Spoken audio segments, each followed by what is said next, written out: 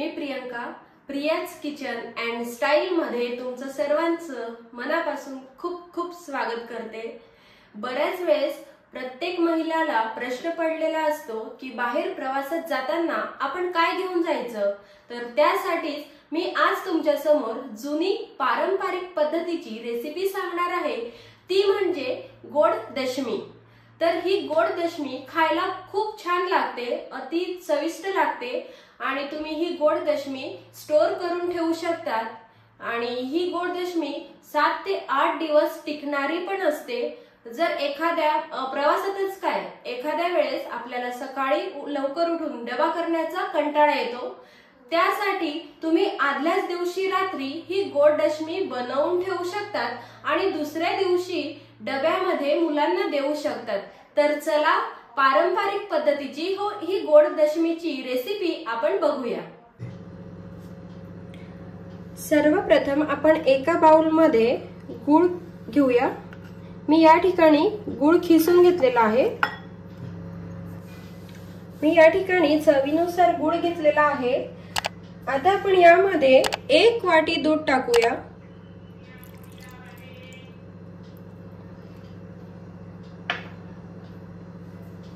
दोन चमचे साजूक तूप,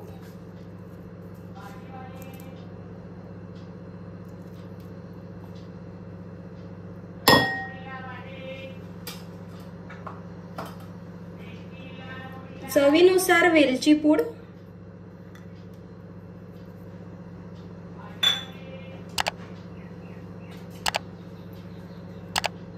जायफळ,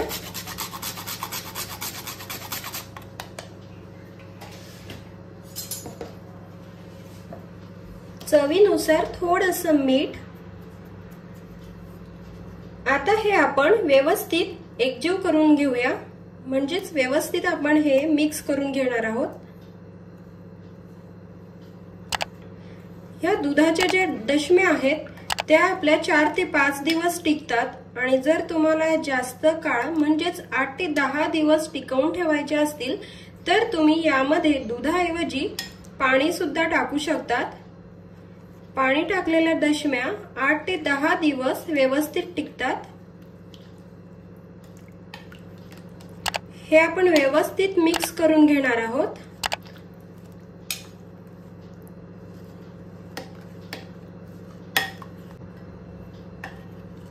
अशा प्रकारे आपण हे छान मिक्स करून घेतलेलं आहे। आता आपण यामध्ये गव्हाचं पीठ टाकून मळून घेणार आहोत। आता एका ताटामध्ये मी 1 वाटी गव्हाचं पीठ घेते। तुम्हाला जेवढ्या दशम्या करायच्या आहेत त्यानुसार तुम्ही पीठ घ्यायचं आहे आणि आपण जे काही मिश्रण तयार केलेलं होतं ते मी या पिठामध्ये टाकते। थोडं थोडं टाकून आपण हे मिक्स करणार आहोत।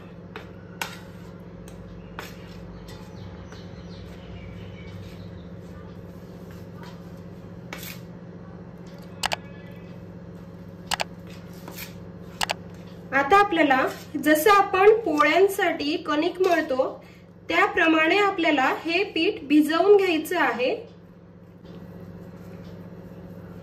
जसं तुम्हाला लागेल त्याप्रमाणे तुम्ही अजून पीठ ऍड करू शकतात। आपल्याला या पिठाचा घट्ट गोळा तयार करायचा आहे। व्यवस्थित आपण याला मळून घेणार आहोत। तुम्ही पाहू शकतात छान असं आपण या पिठाचा गोळा भिजवून घेतलेला आहे। आता हा पिठाचा गोळा आपण यावर झाकण ठेवून 5 ते 10 मिनिट साइडला ठेवून देणार आहोत, म्हणजेच आपला पिठाचा गोळा छान व्यवस्थित नरम सुद्धा होईल। 10 मिनिटांनंतर आपण झाकण काढून पीठ बघूया। आपलं पीठ छान सॉफ्ट झालेलं आहे। आता हे आपण लाटून घेणार आहोत। जसं आपण पोळी तयार करण्यासाठी उंडे तयार करतो त्याप्रमाणेच आपण उंडा घ्यायचा आहे। जशी तुम्हाला दशमी हवी आहे छोटी मोठी त्यानुसार उंडा तयार करायचा आहे। आता हे आपण लाटून घेणार आहोत।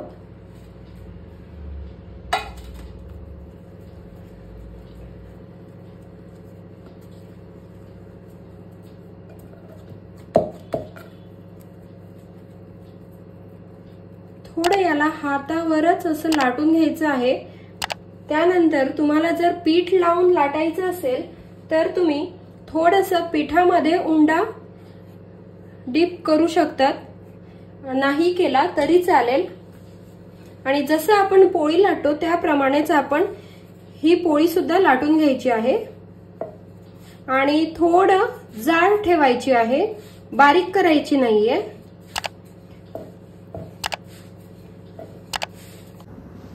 या पद्धतीने आपण पोळी लाटून ठेवलेली आहे।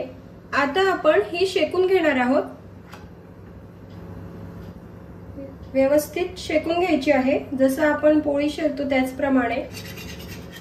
दुधामुळे छान खुसखुशीत होतात ह्या डचम्या।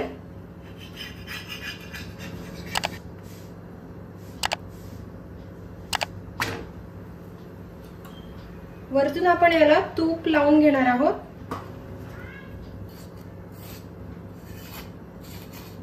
तूप ऑप्शनल आहे, तुम्हाला आवडत असेल तर तुम्ही लावू शकता, नाही लावलं तरी चालेल। तुपाने अजून छान चव लागते दशम्यांना।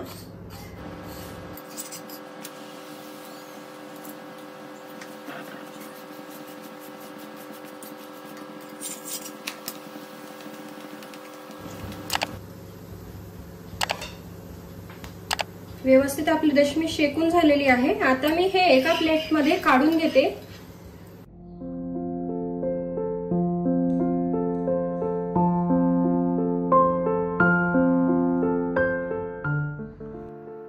मग कशी वाटली ही तुम्हाला गोड दशमीची पारंपरिक पद्धतीची रेसिपी? जर ही रेसिपी तुम्हाला आवडली असेल तर लाईक करायला विसरू नका आणि ही रेसिपी तुम्ही सुद्धा नक्की ट्राय करा आणि तुमच्या गोड दशम्या कशा झाल्यात, खुसखुशीत झाल्यात की नाही झाल्यात हे मला कमेंट बॉक्स मध्ये नक्की सांगा। आणि जर तुम्ही माझ्या चॅनलवर नवीन असाल तर माझ्या चॅनलला आधी सबस्क्राइब करा आणि बाजूलाच बेल आयकॉनचं बटन दिलेलं आहे त्यावर क्लिक करायला विसरू नका। आणि सर्वात महत्त्वाचं म्हणजे चविष्ट खा आणि निरोगी राहा।